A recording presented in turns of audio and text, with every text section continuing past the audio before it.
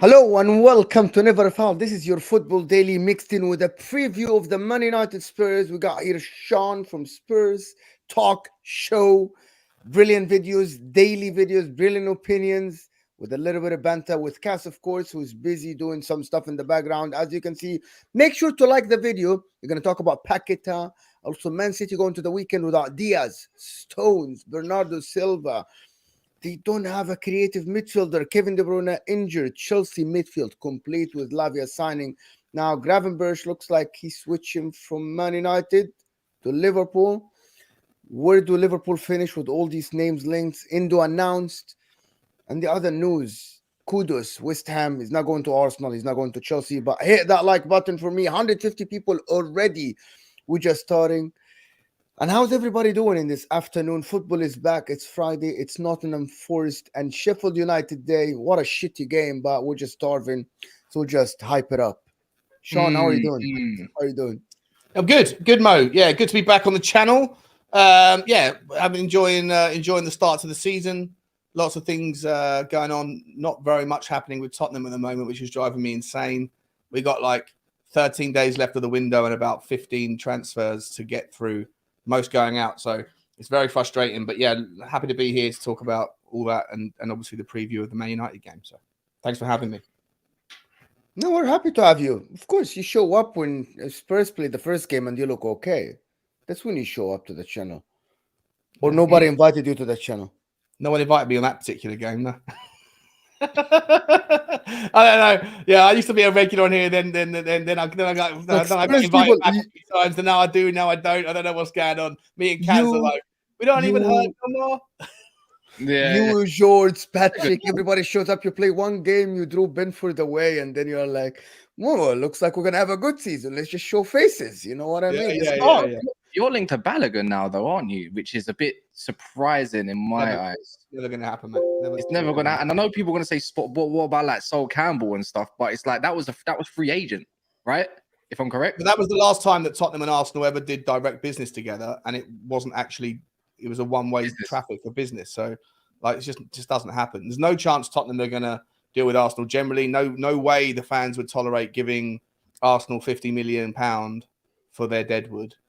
I mean, I don't even like the player, really. I think he's a massively overrated player. I know he had a good first season or good season in France, 21 goals. But if you actually dig into his, like how they came about, I think he had an XG of like 28. He's sloppy. He misses a lot. First touch of like Richarlison-esque. I don't know. He's tricky. I'm sure he'll have a good career, but not in a Tottenham shirt, for sure. What about Lukaku then? What about the link of Lukaku? You don't want Lukaku? Nah, you know what? I've never seen a player who has such a reputation be so unanimously rejected by Tottenham fans. I've spoken about him on my channel. I don't, and I've seen other people that I work with, that you guys work with, Sava, Henry, those guys.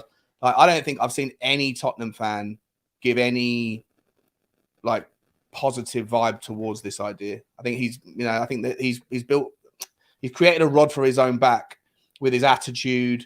If he's not playing, he's not happy. Look, bundles of talent, but when you're doing the high press system that Tottenham are trying to invoke, you need everybody singing from the same hymn sheet. Everyone's got to pull their weight. Everyone has to be a little bit of a sacrificial lamb at times in order to affect it. And you just need people that are positive people alongside, obviously, the talent and the technique. And I just don't think that Lukaku is... I think you need a Lukaku. Listen, man. I like what I saw the first game from Spurs. I don't know, people in the chat, how did you see Spurs in the first game? I like what I saw. I like the way you play football. I like teams that can pass the ball around the opposition's 18, trying to find a place to penetrate that team. You'll need a forward like a Lukaku, back to goal, can receive the ball from Madison, can receive the ball from Son, Kulusevski, even Bissouma. You need a Lukaku. We need a forward like Lukaku, but just not Lukaku. There's only one. There's only one. No, there's not. I think Dusan Vlahovic could do it. No, he's not. He's not. I watch both. I'm telling you, I'm coming from the other side. I'm telling the problem with Lukaku is that he gets frustrated when he doesn't play. He gets frustrated when the fans don't like him. But for your team, in my opinion, he suits you very, very well because listen, he does two things very, very good. First of all, he's a big body, receives the ball with the back to goal in tight spaces. Also on the counter attack, even if you go play someone like Man City, Newcastle, they're not gonna just submit. You know what I mean, Sean? They're not gonna submit to the way Postecoglou play. They're gonna try as well to hold the ball up top. So now you have a weapon going forward on the transition on the counter attack. I think Postecoglou. Listen, I watched one game from Spurs, right? And I watched the preseason.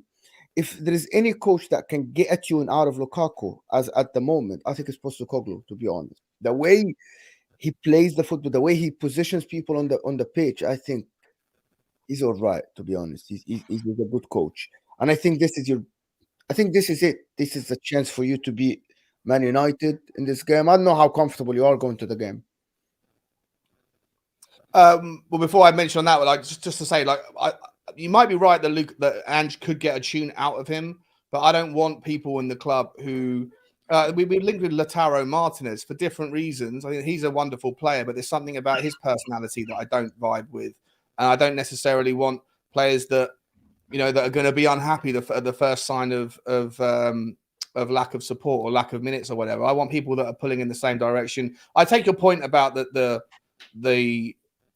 kind of style of football or the style of player that Lukaku is, but I just don't think he's shown it enough in the Premier League, and I don't think he's deserving of the chance. I don't think Tottenham will want to pay the money. We got to make that decision wherever we go with it.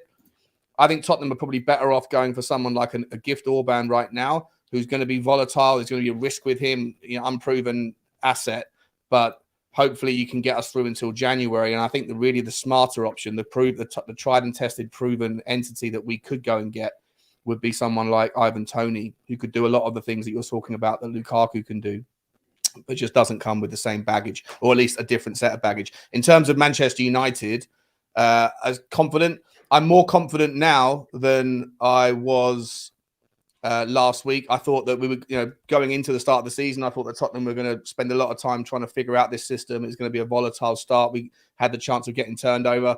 I actually thought Tottenham played really well against Brentford. A little bit of creativity issues at the top end, but ultimately, I think that I've got more confidence with the way that they're playing, and also looking at Manchester United. If Manchester United put in a similar performance or pick the same sort of team to what they did against Wolves, then I think Tottenham have got every chance in the game. Every chance. What are we going to do? We want to preview it now? I don't know. I don't know. That's what. Is that what we want to do before we talk about Paqueta and everything else? And now we're going to preview this game. Yeah. No. We can go through the other news, and then we can do that at the end if you want. Mo just asked how confident I was about. Okay. I can't. Anyway, let me see what Mike has to say. How come Sancho doesn't get this much pressure? By the way, he's been here 3 years, going on 3 years. By the way, this is his third year. Also, let's stop with overreaction to United's first game. They were terrible and still won. That's not a good sign for Spurs. Mike, you just said it. You just took the words out of my mouth, man. I'll be honest. But where do you want to start personally, Mo, man? I just want to... I know people want to talk about Man City and how they're going to this weekend without actually a creative midfielder other than Foden. I don't know what people think, but I'm thinking this is... If I'm picking up... To be honest with you, if I'm picking a winner this weekend, and I know we're going to talk about it later tonight, I'm picking Newcastle without Diaz, without Stones, without KDB, without Bernardo as well. I'm picking Newcastle to win the game. They have everybody fit, Newcastle. Wow. I'm sorry. I got to be honest. I'm not going to lie to myself and say that, listen, I can choose the easy choice and say that Man City, yes, Pep Guardiola will find a way, blah, blah, blah, all this talk. But I'll pick Newcastle, to be honest. But Paqueta collapsed. I don't know why Paqueta collapsed, but it looks like they're not gonna say they're gonna turn their. Yeah, go ahead. Apparently, it's like there was a journalist that said something before Fabrizio picked up on it and said it's for confidential reasons. And I don't know how much truth there is to that, of course, but there's something along them lines. After Paqueta said that he wants to go to the club and everything. I don't think he was even worth the money anyways, but it kind of just means City's going to have to go for their third or fourth choice, and I don't know who that is. And there's 13 days left in the window. I'm personally happy about this,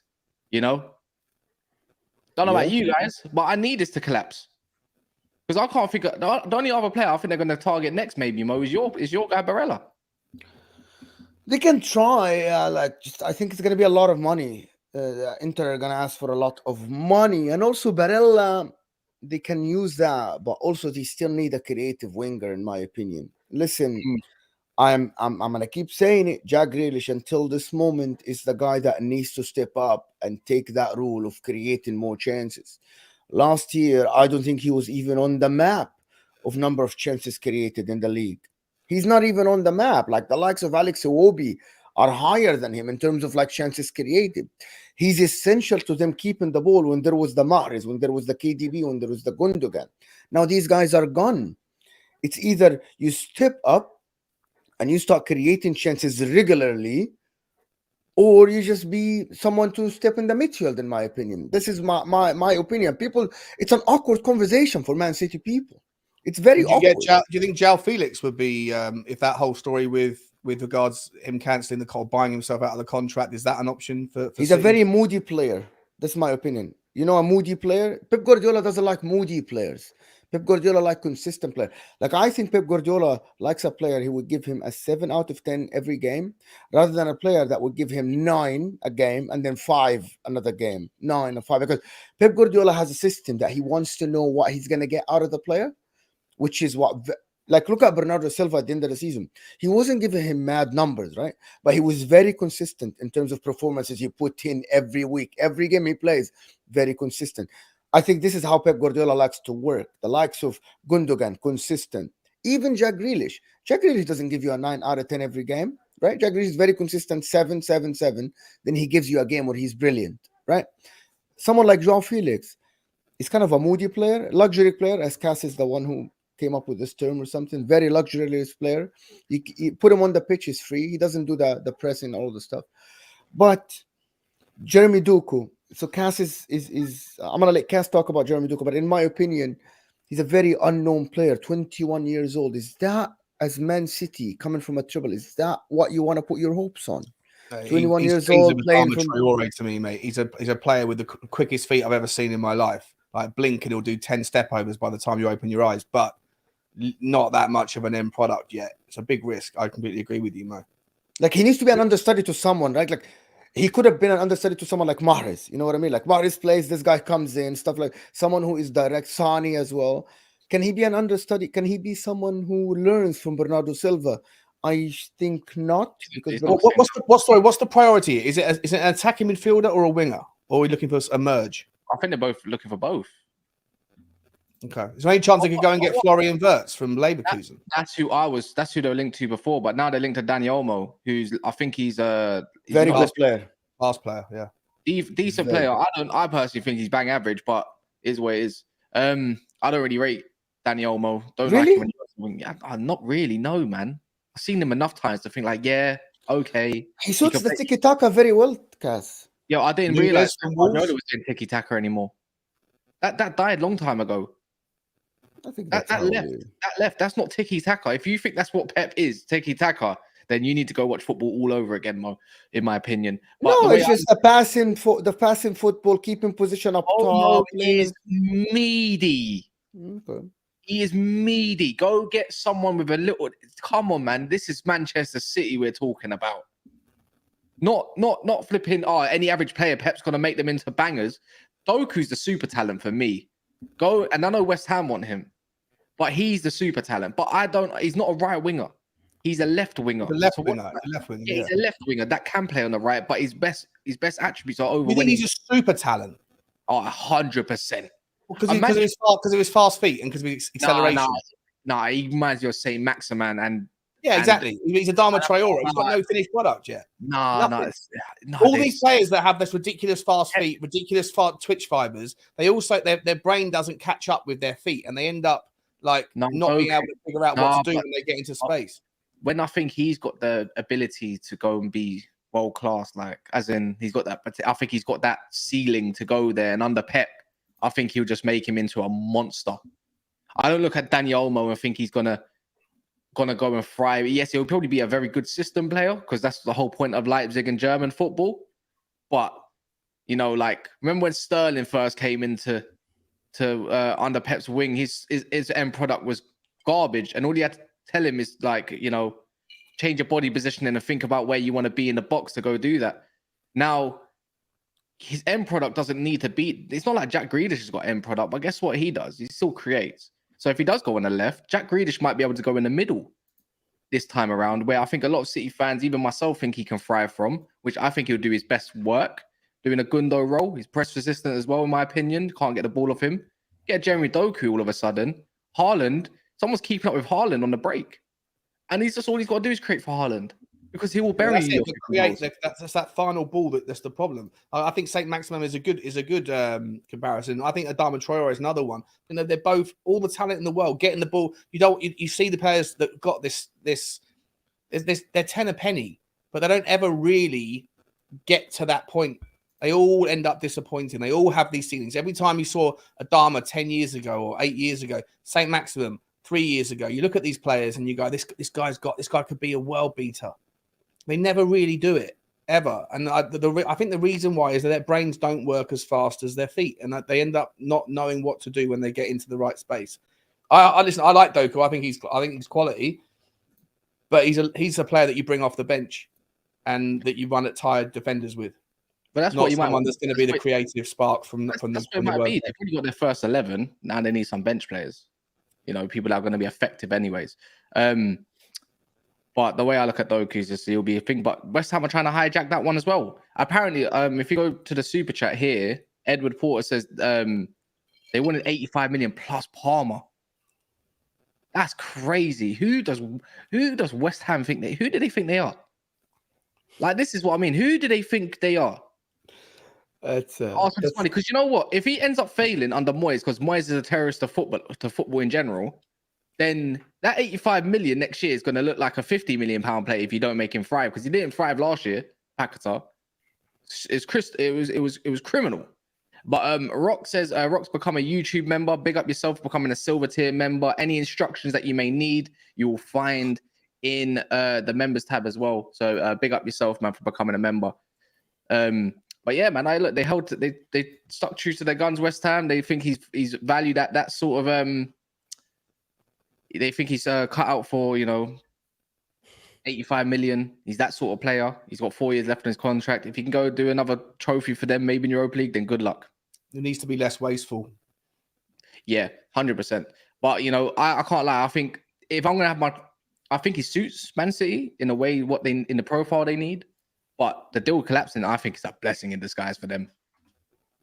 For City, I agree. Yeah, I think they do. They probably go acquire the better player now. Yeah. You know, but you know, they got 13 days. Daps, I know you're watching TikTok, Daps. You know, time is ticking. Got 2 signings to get, mate. You know, 4 days and working, is it? You know, man like Taka, whatever his name is. Chop. But yeah.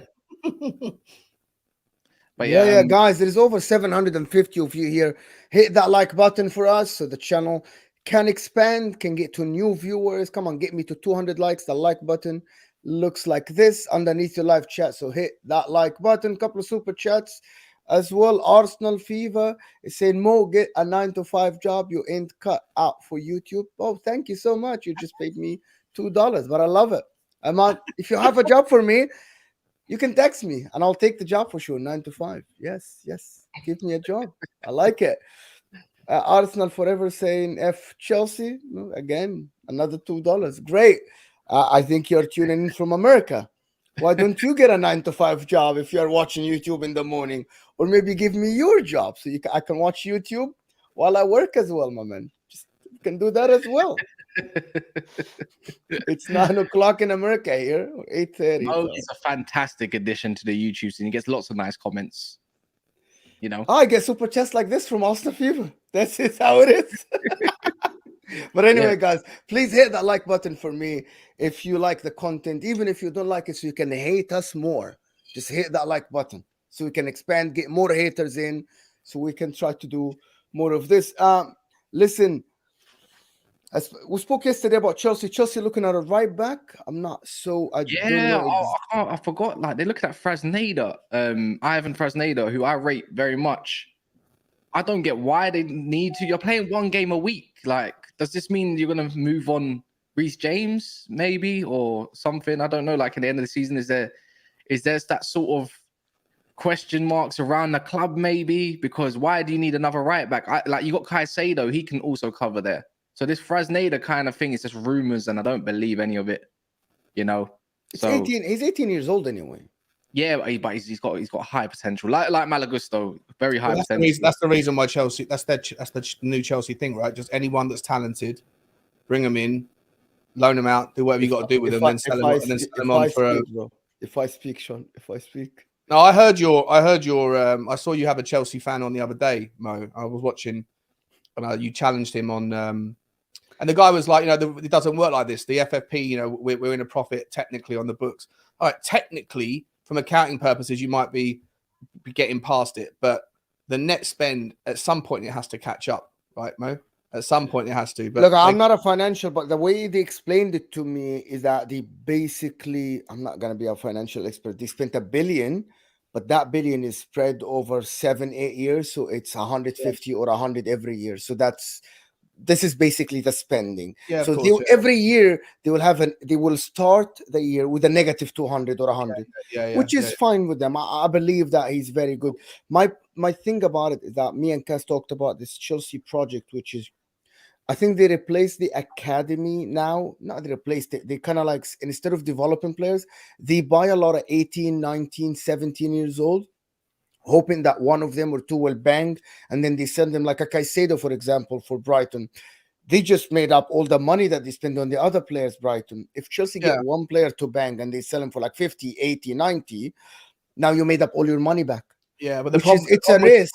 The problem with that theory is it's not that sort of system only works if one of them you're bangs. Not paying premiums now for potential. Right, like you have to pay fair value now with a little bit of future ceiling baked in. But if you're paying 70, 80 million, where the majority of the ceiling is already baked into a future player, like someone like Evan Ferguson, right? If Brighton want 120 million or 100 million quid for this guy, then they're baking into that price perfection from this kid over the next 2, 3, 4, 5 years. So there's no value in someone going out there and paying that, thinking that they can then amortize that price, because you're never going to be able to sell him for that much more unless there's a ridiculous change and a tidal shift in football finance over the next 5 years. And maybe that's what the Chelsea owners or the accountants believe, that there's that much more revenue to come. There's that much more access to football, to finance or to revenues in the future. But I don't know, like sometimes if you're paying 40, 50 million pounds for 18, 19-year-olds, you're baking in a lot of the growth already, right? And and especially over 8 years or 5-year amortization, there's a lot of risk if those players get injured or they don't work out. We'll find out. We'll find out. But I want to get Cass's opinion about this. So yesterday, I'm not sure if I was talking here or a different show or the terrace, about the Chelsea now with Reece injury, Malagusto's coming in. They're going to play West Ham away. That they registered Caicedo and Lavia, as people are saying. They're going to be able to play. Both of them are going to be able to play. So we're going to see a meet. I believe Lavia isn't going to start. It's going to be a Caicedo, Enzo, and Chukwuemeka. That's how I believe they're going to play. Lavia, Chukwuemeka, both 19 years old or 20 years old. Chukwuemeka a little bit older. Is that enough for you with Mudryk to go to West Ham and win the game without Reece James? Is that enough? You think that? I'm not being funny, but they have Thomas Souček as a centre mid, yeah, and all that. And as far as I know, there's no more Declan Rice. As far as I know, they barely brought anybody in that I know. No, they haven't. Exactly. So if this super team, this super squad can't go over there, West Ham, it's not super team, Cass. Be realistic. Is it a super team because of the money, or is it because of the money, or because of the names? That midfield's a super midfield. Are you mad? I wish for something like this. I tell you this every stream, Mo. They better go. There's no excuse to not go smash West Ham.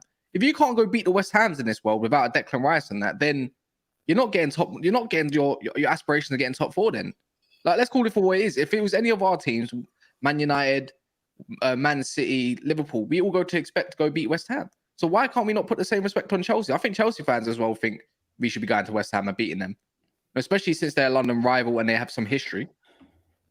Is that a super team for real? Okay, so the midfield, Enzo and Caicedo. It's a super pivot. Let me explain this. It's a super pivot. Like Enzo and Caicedo, probably the best pivot in the league at the moment, in my opinion. Okay, but the rest of the team, I'm looking at it. It's not moving me. Like Jackson, even like Chilwell, very very good player, but Chilwell isn't like a world beater. Chilwell gets injured a lot. Malo Gusto, he's a defender. He's a very good player, but he isn't that guy. Colwell, sorry, coming from Brighton, yes, good player as well. He's not the best center back in the league. Thiago Silva's older. Disasi, because he looked good the first game. Jackson, like it's not a super team. To be honest, it's not a super team. Jackson's going to be quality. I think exactly. It's gonna be. Let me ask Sean then. You talk about West Ham versus Chelsea. Let's do player for player then, Sean. Is there anyone in that West Ham lineup that you could think that would start for Chelsea? Jared Bowen. 100% Jared Bowen. Anyways, ahead of who? No, they have no right winger, bro. They have Madueke as right winger, Raheem Sterling as right winger. There's not. But I think that you were saying that they haven't got a strong midfield. My question a minute ago was: is James Ward-Prowse eligible to play? Is Alvarez eligible to play? I think they both are. Like it's going to be I think it'll be an interesting battle. I still think that Chelsea are going to should absolutely go to West Ham and smash, but because Chelsea have got talent everywhere basically. But I think that West Ham's midfield.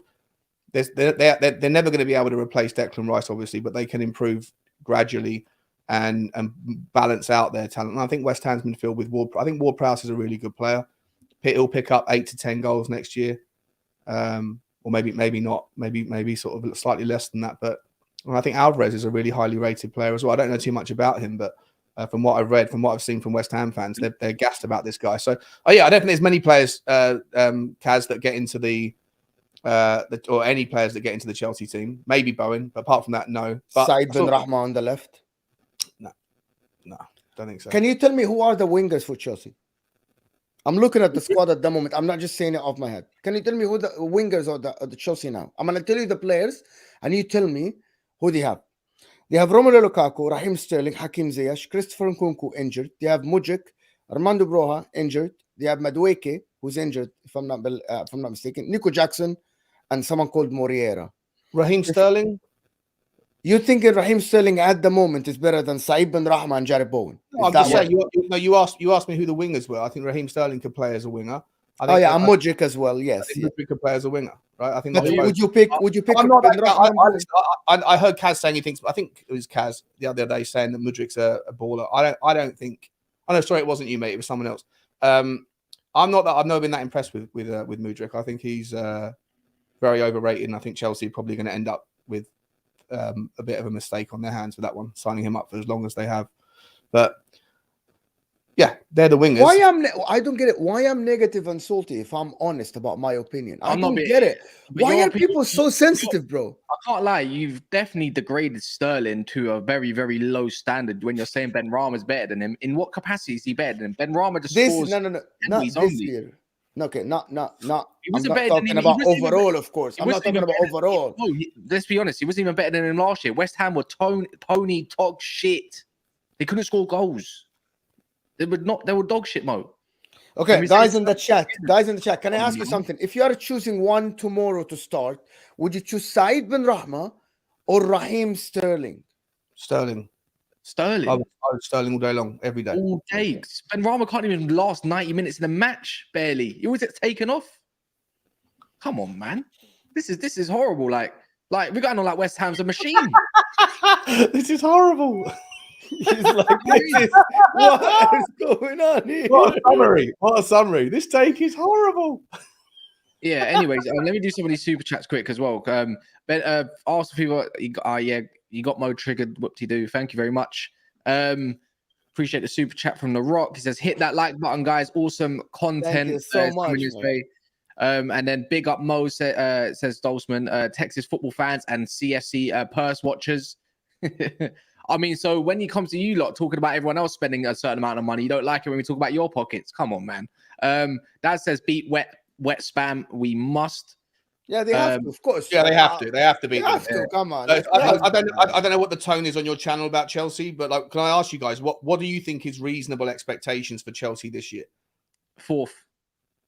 I agree with Kat. That's it. Fourth, no trophy. For me, just Champions League football. Doesn't matter. Yeah, and a final of some sort. And depending on context, right? Like they face Man City, they face Newcastle, they go out 1-0 or something. I'm just not gonna say you failed. You know what I mean? If they face Newcastle, I expect them to beat them in a final. That's the standard. If it's Man City, Newcastle's still a better team, but fine.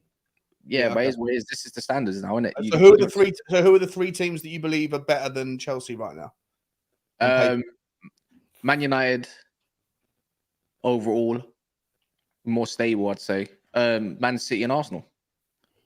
Okay. For me, I think Newcastle, Arsenal, Man City, and for me it's a tussle between Man United. For me, it's a tussle between Man United, Liverpool, and Chelsea. Until Liverpool get the Corey and Man United get Amrabat, I'm changing my opinion. I still think at the moment Chelsea will come sixth. You know, I'm just going off of what they need. Listen, I haven't watched the guy play for Liverpool. He might stink up everywhere. He's not seen one game of Chelsea and a new manager, and honestly, they're better than Man United. Because you've seen one awful game against Wolves. The fact that we lost 1-0 against Wolves in a manner, 1-0 against Wolves in a manner we did and still won. What happens when we do play some good football? I hope so. But hold up. You were gifted 3 points. Like Wolves were robbed. Their penalty came in after 8 when it was 7 minutes. I swear it was 30 a minute added on to that, like the 98th minute. Come on, man. Are you actually making the argument that wasn't a penalty? It was a penalty, but there was so much time added on like that, the way they did. And guess what? That's the rules, bro. Got given another 5 minutes on top of that. It finished on 90 plus 12. Yeah. Anyways. Oh, come on, mate. That is a partisan nonsense. Everyone in world football knows that should have been a penalty. If you're denying it, I didn't say it should have been a penalty, but why was there no calls for Rob Dawson's handball when his arm was up there in the air like this? No. Or what about when Antony was about to shoot and then Jose Sarr, slid him out? That's what about okay, but look, the whole point is though, the whole refereeing group have been suspended for the next game because you got one. You always get what? So what? Go and talk about Rob Dawson's handball that hit him right here. No one wants to talk about it though. Laughable. It's laughable that you're not. You should be a little bit sincere, a little bit honest, a little bit humble, and say, you know what, we're 2 points better off than we realistically should be, or at least because there's no guarantee that Wolves would have scored the penalty anyway. Last year as well. Last season we got bumped many times. You didn't see me coming on complaining about it all the time. Are you actually making the argument that Manchester United are on the wrong side of fair when it comes to VAR decisions? Well, you're doing revisionism because of Fergie days. No, you are. You did. No, I'm just saying we've all been. You started by saying last year this, last year that. You know what it is, yeah. The thing is, we can make a case for every single team that has been bumped by VAR. Is it Man United's fault? We're not talking about every single team. I'm talking about in the moment. No, it's very rare that refs get suspended for making an absolute howler, and yet I just asked you to acknowledge that.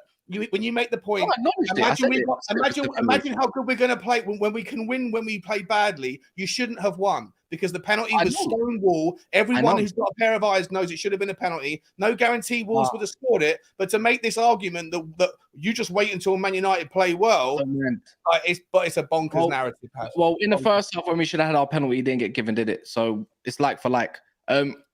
Handball for getting taken out, same shit. But I don't see no one else talking about it. Roman Abramovich, says big up Mo in the panel. Hate is gonna hate, but I hope you guys go into something big. Big up, hit that like button and love you guys.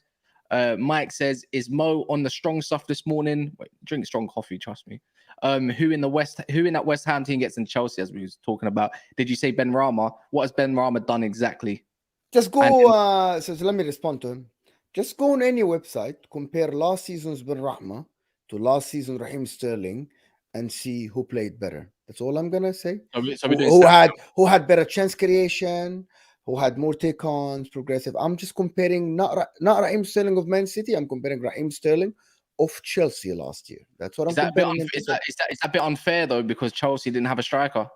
Okay, so that's very unfair. And do you think Antonio scores a lot of goals? So again, I can do all ifs. I can do all conditions to comparison.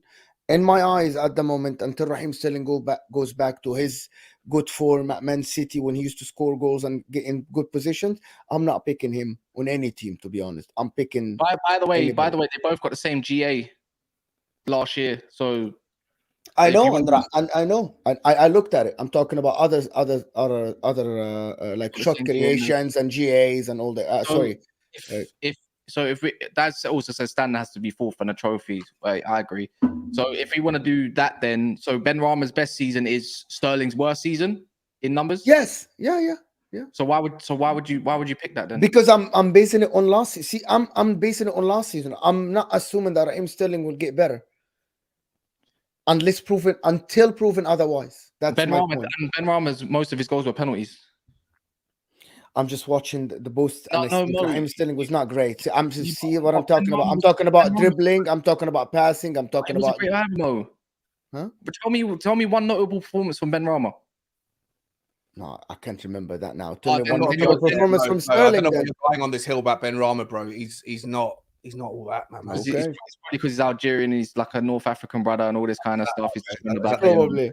It's the Probably. Algerian. Okay. Yeah. Ten Hag must this season nearly 500 million in 2 years. 500 million what? Who do you support, my friend? Sh- no, Before shut up. 500 million what? Go do the maths. What? You show me where the 500 million is. We'll have another conversation, Shane. But yeah, man. But moving on from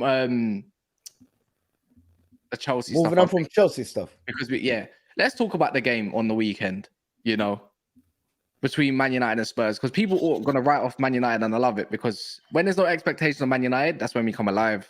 Now there's some expectation on Spurs to go and get battered. There's it's a difference. It's a mentality thing. It's easy like to say, when you go criticize one team and they say, oh, it's only one game. Yeah, only one game mode. They all say this in the comments. You go criticize Arsenal, oh, you're being overreactionary. Oh, go criticize Man City, oh, wait till the business end of the season. Liverpool, it's one game. You're being, we're going to go get a DM and all this kind of stuff. So when it comes to Man United, it's all of a sudden they're going to have an absolute shit season. They said this last year too, then, by the way, after we lost 2 back-to-back games. Did we not? Yeah, we did.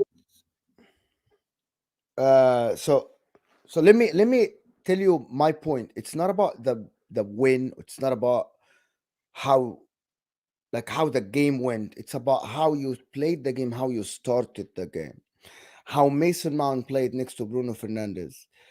When you see signs like, is the coach gonna, if he changes things, Ten Hag, I think it's gonna get better. If he doesn't change things, I think you're gonna struggle. This is just my opinion. That's why I'm not over-analyzing the game. I'm just analyzing the game. And as of now, you don't have another midfielder to start. Unless, and I'm going to say it again, I'm going to tell you, Cass, if Ericsson comes back starting, it will look better. It's not going to look perfect, but it will look better. Because you lack control in that midfield. Mason Mount has to start somewhere, maybe start on the left. But again, Marcus Rashford needs to go to the left, because he's very effective from the left. There are a lot of small pieces. There are a lot of small pieces at Man United that need to change from that first game for you to start playing the football that you were playing last season, especially at home. That's what people are saying. I think that's what my saying. Go ahead, Sean. Did you watch the Man United game, Sean? Yeah, of course. Yeah. Do you fancy playing them now? With that Depends on lineup? what they do. Depends on what Man United do with the midfield. Depends on what Tottenham do with our right back situation. I think there's 2 major sort of concerns, one from each team. For me, obviously, Tottenham needs to create far better, be far more clinical. I don't know if we're going to change anything up the top. I think that, someone like Decky, or Kulusevski, can't seem to create much with the ball at his feet, but he's crucial to win the ball back in the final third. So that's like a kind of, if you take him out, it's a miss. If you keep him in, it's also a miss, but for different reasons. Sonny on the left is ineffectual, but you bring him into the middle, then if the idea is to whip balls in, you've got someone who can't head. So I worry about Tottenham's creativity. I also worry about Emerson Royale playing in the inverted right back. He doesn't have the pace. Against Brentford, he was basically playing as like a second 6. But every time Brentford did get the ball, they just lumped the ball down to the left-hand side and let Rico Henry and Wissa or Mbuemo just run amok. And obviously, whilst they're all good players, none of them are anywhere near as good as Rashford. So there's an issue for Tottenham down that side. But where Tottenham are going to be able to compete and win the game, win the battle, is in the midfield if Ten Hag goes with a similar looking system. And I said it before, like I feel like it's Man United's midfield was like a Swedish nightclub. There were too many 10s, and it's a problem.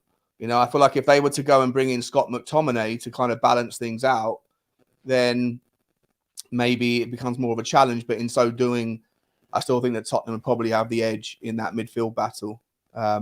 So it depends on if Tottenham can regather the ball, Tottenham can not allow the ball to get into that final third and put over the top into Emerson's space, then I think Tottenham have got the edge. But I think it's going to be a brilliant game, an open game, and I think there's going to be a lot of goals in it. I've actually gone for 3-3 on my sort of predicting thing, so I think it's going to go either way.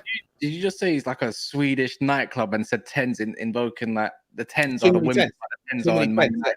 An analogy, the women are 10 over in Sweden, and that there's too many 10s at United. Do I have to explain my analogies in order for them to work, or can I just hope that something lands on some people? I mean, kind of, but people wouldn't understand it. But yeah, no, they do. I was just kind of, but yeah, good analogy. I like it. No, I think we're gonna batter you and keep a clean sheet. Yeah. No. I just believe. Tell me why. The way I look at it is that I saw one thing within Tottenham in a style that I saw easy. That it's just their weakness, and all you got to do is just play to that weakness, because it will happen, especially playing at home for the first game. You're not going to play pragmatic, I don't think. Emerson Royale's the weakness, is it? No, I think playing counter-attack is just the easiest way to beat you lot.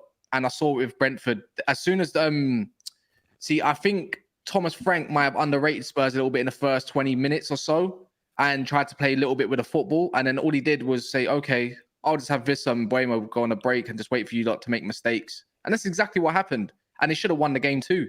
You know, but you would just say that was 1 point, 1 point lucky, because then Buemo had an easy open goal. Actually, I think even Vissa. I think Vissa's shot, I think it was in the second. Was it second or first half? I think it was the second half, or no. And he blazed it right past the post somehow. But as much as it's good on the eye to see Tottenham, and I rate what Tottenham's doing, by the way. I like your football. It looks wicked. I just feel like the way we can play and the way we should play away from home, and the way we should respect opposition teams, considering last year it was a bit more difficult for us to get any points, especially when we're 2-0 up at your stadium. I think this time we could just do exactly the same. I think Garnacho gets dropped. Sancho might come in, or we might see a Mason Mount go on the left, or we might see Sancho play there instead, maybe Bruno. But that's the way I say it. All you got to do is do that. And if you want to play inverted, you are playing into Man United's hands even better. That's what I say. I think we are going to do it, because I think everyone's waxing lyrical about Bissouma's performance against Brentford, and Bissouma was spectacular, but he's not an out-and-out 6. But he was allowed to operate as had an amazing performance, but it was in no small part because Emerson was there next to him to support. Ollie Skip was asked to, as the second 8, was asked to go out there and operate more on the width, but he was ineffectual. So I think, whatever way Tottenham shape up, and I don't think I expect us to do anything different. We want the ball. First and foremost, we have to be more clinical and creative when we get the ball in the final third. Richarlison needs to figure out a first touch or do something. If Man United do kind of push out a little bit, if you don't take the counter-attacking, if you do actually step up, then I think maybe we can get the ball in behind. But then you've got to rely on Richarlison to put the ball away. And we've seen recently, or over the last 12 months, that he... Where did Tottenham's goals come from, by the way? A set piece. I can score goals. Oh, they came from it was Maddison had a free kick on the corner of the 18-yard box that was Romero headed it, and the second one was Maddison passed it to Emerson Royale, who side-footed it into the goal. Yeah. So if I remember, it came from a corner, right, and a muffle from Brentford not clearing the ball, correct? No, the free kick was Maddison with his trick. I didn't realize how good Maddison's feet are. I know that was. I'm talking about the second goal. Was that not from? Yeah, no, it was Maddison pass, and then the guy. It wasn't from build up though, was it? I'm pretty sure. No. It was the same. It was build up, pass around the 18. Emerson Royale inverted, came inside across in front of the 18, and Maddison passed it sideways. And then he had a lot of space in front of the 18, and I think he side-footed it like into the corner or something like this, because it's big space for him.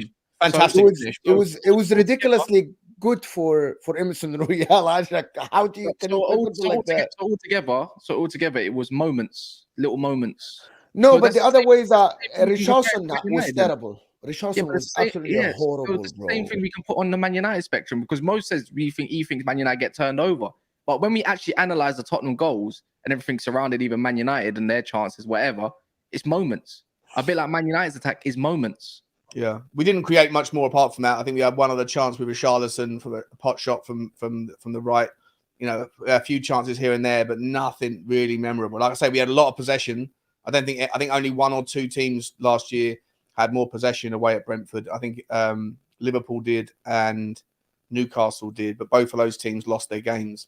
And yeah, Tottenham 70% away at Brentford looks great on paper, but we just ended up passing the ball around. The second half, if I'm entirely honest, became quite boring. We had a lot of the ball just going, we're just recycling it left to right, looking for a way to break down that bank of 5 and the bank of 4 in front of it. And Yeah. you know, Tottenham Guys, there's 900 people here. Come on, give me at least 300 likes. Come on, the like button look like this. It is very simple and it's free. It doesn't cost you a penny. Come on, give me to 300 likes. Come on, don't be cheap. Okay, so I'm going to analyze it even further then. So we've just done that. And now the whole point of this is to analyze Mo's stupid agendas sometimes. And I love it. So I'm just going to do it through context then. Or in football. Now, Angie plays a nice brand. That's nice and all. But is that brand going to get you where you want to be? Or is that called being naive to what tools you currently have? Is that a yes or no? Right? You need the tools to play what you really want to play, right? But you want to see progress. Cool. So Ten Hag can't play the current style of football because does he have the required tools? Yes or no? No, he doesn't. Not yet. Okay then. So people in the comments didn't even hear now. If you have to play counter-attacking ball or whatever you have to do to get where you need to be to stay in a certain competition until you get the tools required, is that called smart or is that called stupid? But he is trying. He just lost Harry Kane. And it failed. He tried and it failed. Like last year, he tried it and he failed. Why do you think it's failed? Because he doesn't have the tools, Mo. He's only missing one thing like you. Exactly. So he tried it, doesn't have the required tools to play a certain style of football, and it failed. No, he has everything around it. He just needs the forward. Like so you need the midfielder. I'll ask you once again, does he have all the required tools to play the style? Not all of them. Okay. But most of them. So he's trying to make it work. I'm not getting okay. The question is, does he have all the tools? The answer is no. Does he have most of it? Yes. Yeah, probably. Do you have all the tools to play that style of football? No. Do you have most of it? Do Man United have most of it? No. No, you don't. Okay. And another question. Did Man United play without a striker on Monday as well? Yes, you did without a striker. So is it really fair to judge what he wants to do when he doesn't have a guy currently not even fit? Even though I get it, he did buy the guy, but they didn't actually say that he had a stress fracture in his back, potentially, that could ruin his career. Who's that? Hoyland, yeah, because he had a stress fracture in his back. Like a potential one that could, have him out for ages, so they're assessing it properly. Really? Without looking, so when you don't have a striker up front, a proper one to the way you want to play, and you thought that the guy was going to do the job that was required, that's not a true number 9. Is it really fair to judge the system the way we've judged Chelsea when they have had no striker to be the centre forward of their line? Without a striker, you don't matter what you got. You're only gonna have moments. Am I wrong? Right or wrong? Yeah, he needs to find another way to play the striker thing. Exactly. How did Hoyland get past his medical with his stress fracture? No, there was the potential one. It's potential. Like there is something there enough to get you. You can play football, but you can't. If you keep playing it, you're going to stress it, and it's going to have the Marcus Rashford thing. How did that become a knowledge after he signed, not before? Yeah. So, but all I'm trying to say is, if you don't have the tools to go and play your style of brand of football, you might see it later in the season. But right now, if you continue playing the way you're going to do, that's what's called being naive, and you're going to get a lot of criticism, and then we go from there. That's all I'm trying to say.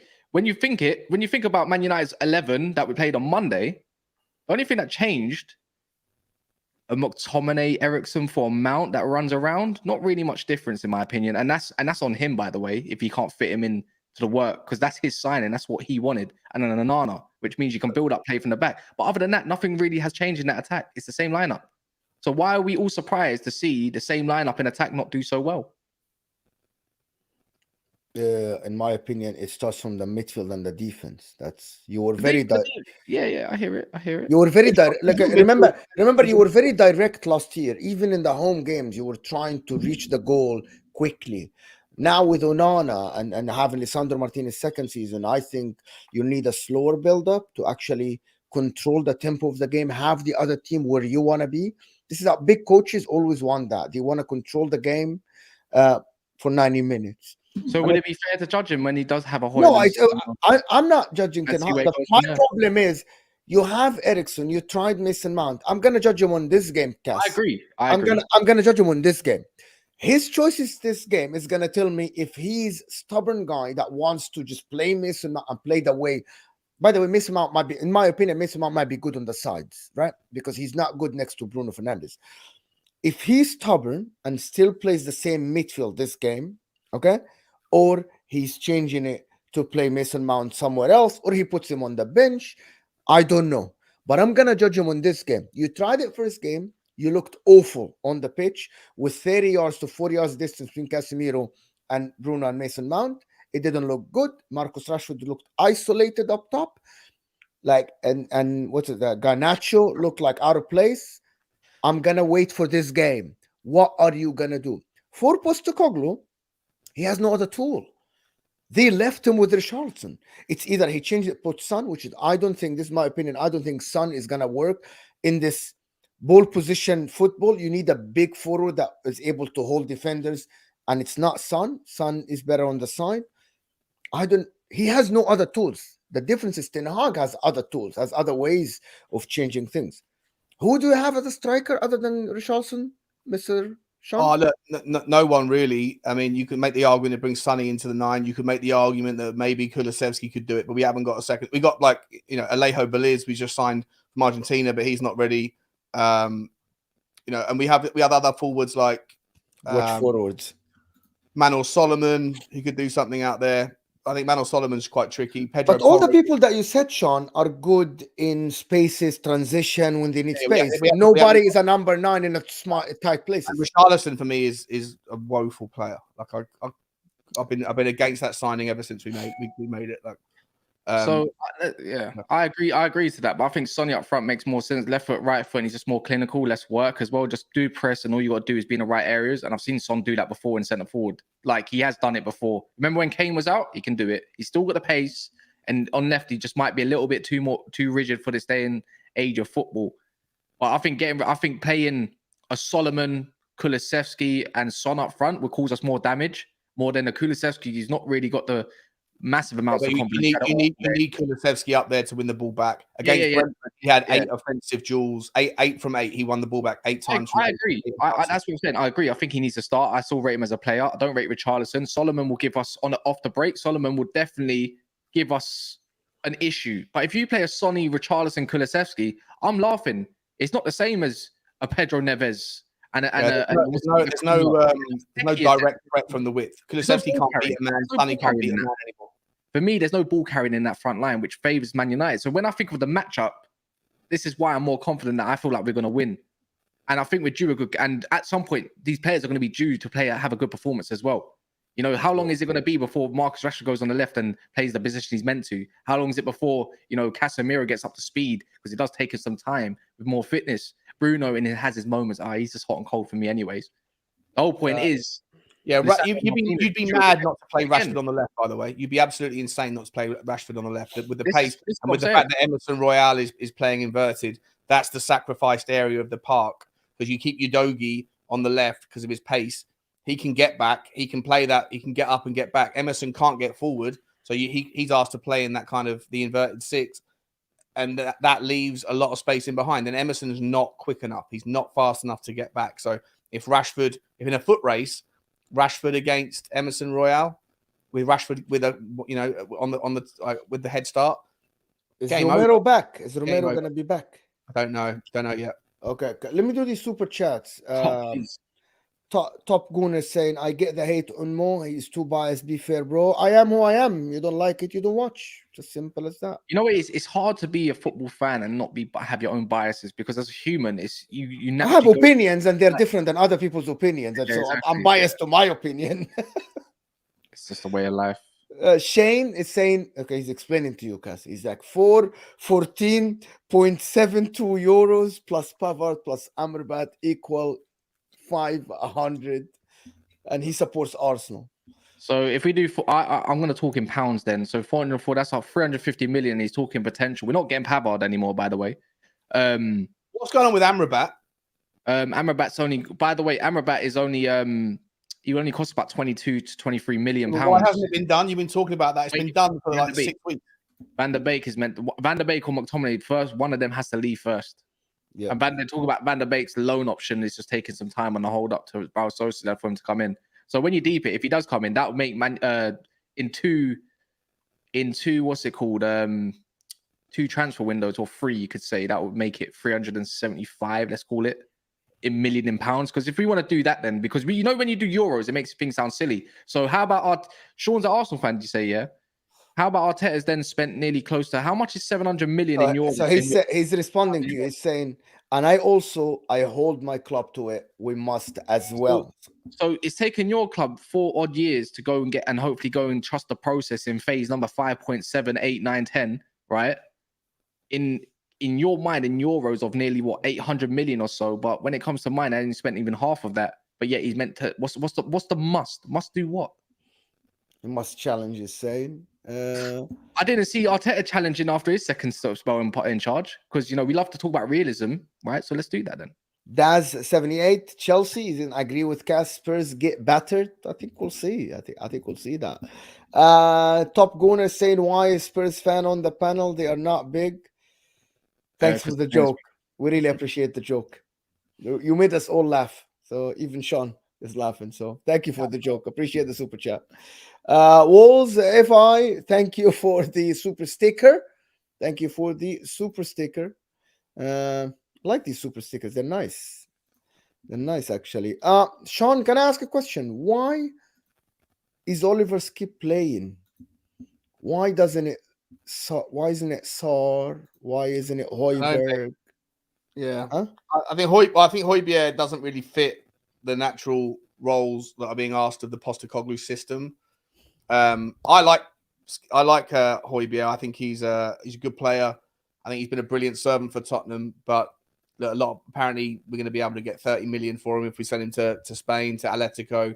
I'm okay with it if he wants the new challenge. I think he's a really good player. I think he's one of our better midfielders, but the work rate that's required, the kind of the dynamism, the fluidity of the midfield maybe doesn't suit his natural style. So if we can get rid of, sell him and bring in someone who's a better fit, then I'm okay with it. As far as Ollie Skip, I think Ollie Skip had a good preseason, but he was asked to play in a different role in the preseason than to how he was asked to play against Brentford. Against Brentford, he was asked to play almost as like a right winger because of Emerson being tucked in. So it's very strange. And for me, I think that a prerequisite for this game, if we're going to have any chance, is to bring in Pape Sarr ahead of Skip, because I think Sarr's got better legs, he's got better coverage, and he's also a better passer with the ball and a better tackler with the ball. So I think that Sarr, it's a good question, Mo. I don't know. Ollie Skip seems to always have the favour of the managers, whoever it is. Ollie Skip always seems to be loved by the managers. I don't know if he brings an apple in every day and puts it on the teacher's desk, or whether he's just a brilliant trainer. I don't know, but I think most Tottenham fans would rather see Sarr play in front of Skip on Friday, Saturday evening. So last thing we're gonna do, we're gonna finish before the hour, but guys, still hit that like button for us. I want to get predictions from Sean and Cass. Well, what are your predictions for this game? You said 3-3. Is that what I'm hearing? Yeah, I just think I don't know which way it's going to go. I could easily see Man United smashing us. I don't think we'll smash United, but I do think we could edge it. But yeah, because of that, I think it could go either way. But I think there'll be a lot of goals. So I'm just going to go with a crazy one and say 3-3. More super chats. Cass, give me predictions, then I'm going to do super chats. 2-0. Man United. Okay. Yeah. For me, my predictions are 2-1 Spurs. Who's scoring then?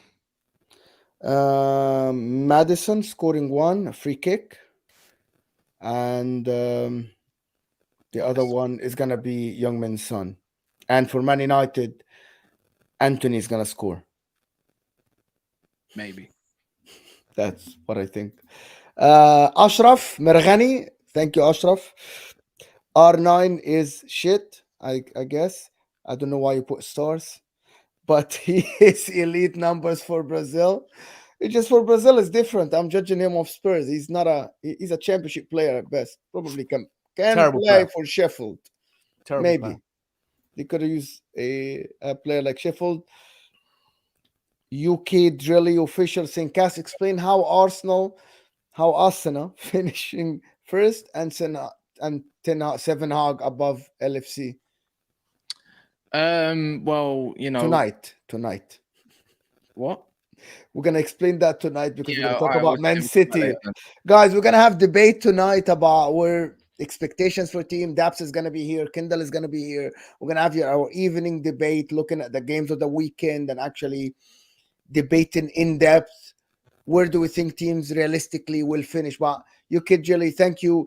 We explained that many times. Cass explained it many times about Man City and where he thinks people will finish. So there's no point of us doing it now. But thank you so much for the super chat. Top Guna again, he said, let's talk about the bro club Inter Milan. Love it. Let's talk about them maybe in the next show or something. I appreciate it. We'll start tomorrow, but thank you for the super chat.